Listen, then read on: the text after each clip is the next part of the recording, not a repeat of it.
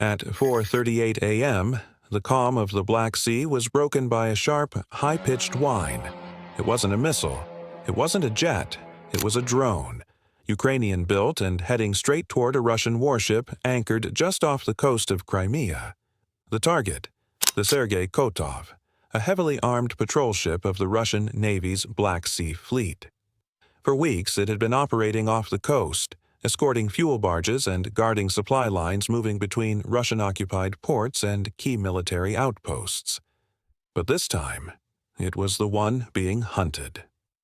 By the time Russian lookouts on the Kotov spotted the surface drone, it was too late. They fired warning shots from deck-mounted machine guns. The rounds hit the water, spraying foam and shrapnel, but the drone didn't stop. It kept speeding forward, zigzagging to avoid gunfire. 10 seconds later, it reached the ship's hull. Direct impact.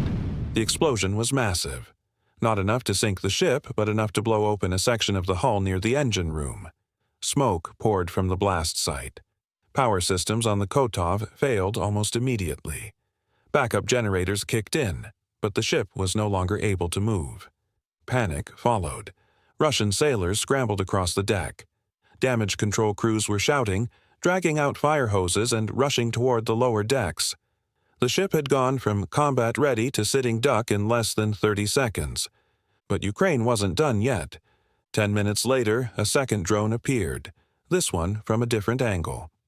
Russian forces on the Kotov had just started sealing off the damage when the second drone hit, this time closer to the bow. Another explosion. This one tore through the deck and shattered a nearby 30mm cannon mount. Steel and debris flew into the sea. Russian sailors were knocked to the floor. The ship was now crippled, listing slightly. Fires were breaking out across multiple compartments. Communications were damaged, and the Kotov was effectively blind. Then came the airborne drone.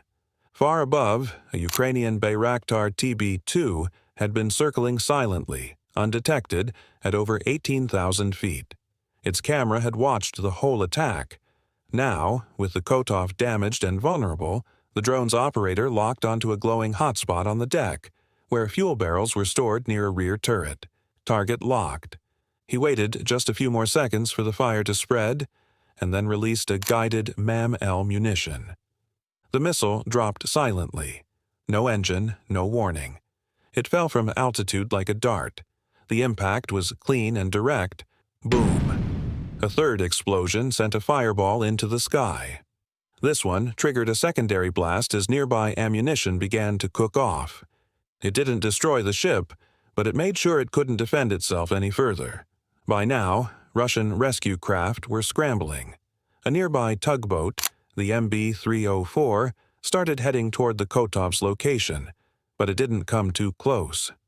Ukrainian drones were still in the area, and no one wanted to be next. From Odessa, Ukrainian command was watching the whole thing through a secure feed. The operation had been planned for 3 days. Satellite photos confirmed the Kotov's position.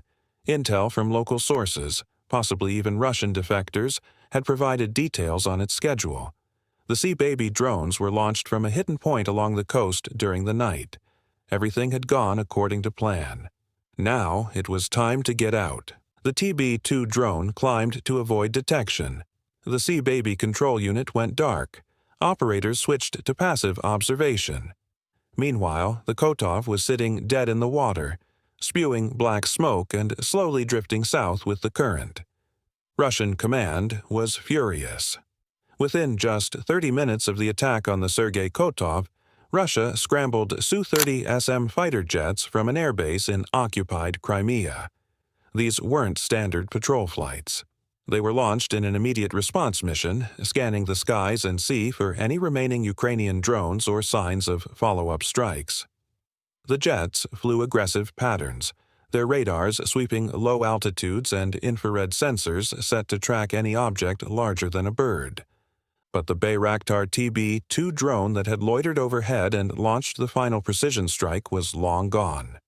The operator had guided it north, flying low over the coastline to reduce radar visibility. At key intervals, the drone dropped altitude even further, hugging the terrain and using known blind spots in Russian air defense coverage. By the time Russian aircraft arrived in the area, there was nothing left to hit. Still, Russia needed to retaliate. That same day, they launched several Kalibr cruise missiles from ships stationed deeper in the Black Sea. The targets were Ukrainian infrastructure near Odessa and Mykolaiv.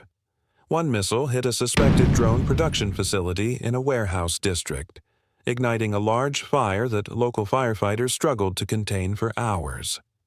Another missile struck a fuel depot near the coast.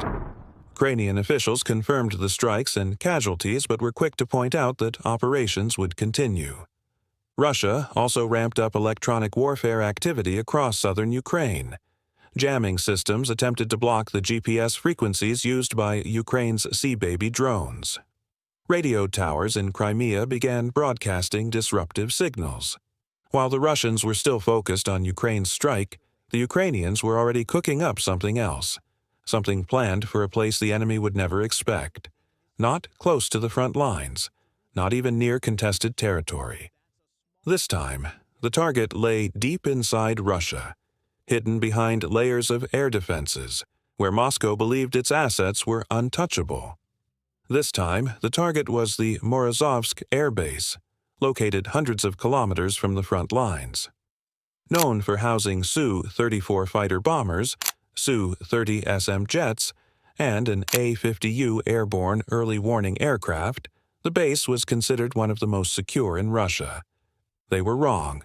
Ukrainian special operations units had been gathering intelligence for weeks.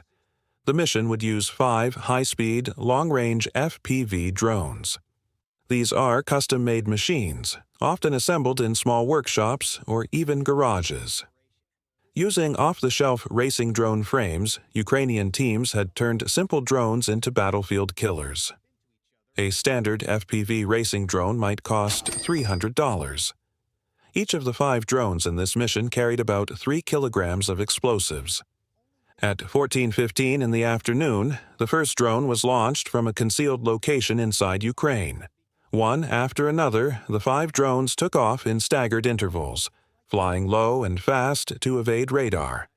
By 15:02, the first drone was less than a kilometer from the airbase perimeter. It skimmed just above treetop height before diving directly onto its target. A Su-34 parked on the tarmac. The warhead detonated on impact, shredding the cockpit and wing assembly in a fiery blast. Seconds later, the second FPV drone came in from the opposite side of the base, smashing into an Su-30 SM's engine compartment. The explosion ripped the aircraft apart, sending flaming debris across the runway. Russia was furious, but they also understood the risks. They couldn't just send another warship or launch a deeper attack without proper planning. Instead, they focused on electronic warfare. Jamming systems were activated to disrupt GPS signals used by Ukraine's Sea Baby drones. In the early days of the war, Ukraine was completely losing at sea. Russia's Black Sea Fleet dominated the region. Ukrainian naval power was nearly wiped out in the first month. Most of their ships were either destroyed or scuttled to prevent capture. The Russians controlled major shipping lanes, blockaded ports, and used their ships to support missile launches deep into Ukrainian territory. But then came the shift. Ukrainians started building naval drones, GoPro-style cameras, and remote control systems. These sea drones were fast, small, cheap, and hard to detect. And they worked. Ukraine began targeting Russian ships directly. In August 2023, they hit the Olenogorsky Gornyak, a landing ship docked in Novorossiysk. Then came the SIG tanker, used to transport fuel for Russian military operations. It was hit near the Kerch Strait in a high-speed drone attack. In September 2023, Ukraine launched a major strike against the Rostov-on-Don submarine and the Minsk landing ship, while both were docked in Sevastopol. Satellite images showed the aftermath: burned-out hulls, blackened superstructures, and damage that was deemed irreparable. The Rostov-on-Don alone was worth over $300 million. The most symbolic victory came in October 2022 when Ukraine used a combination of drones and Neptune missiles to sink the Moskva, the flagship of Russia's Black Sea Fleet. That ship alone was valued at nearly $750 million. It was not just a military asset, but a symbol of Russian naval dominance. Its loss sent shockwaves across the Kremlin. To date, Ukraine has damaged or destroyed at least 15 significant Russian naval vessels using sea drones, missiles, and aerial surveillance. The total estimated cost of damage? Over $1.5 billion. Russia now keeps its ships further from the Ukrainian coast. Supply lines are slower and require more protection. Sevastopol, once a safe harbor, is now heavily fortified and no longer considered secure. Ukraine didn't just fight harder, they fought smarter. With drones that cost under $250,000, they've taken out assets worth hundreds of millions. They've disrupted logistics, shaken Russian morale, and forced one of the world's most powerful navies into a defensive posture. If you enjoy real war stories like this, make sure to subscribe to our channel.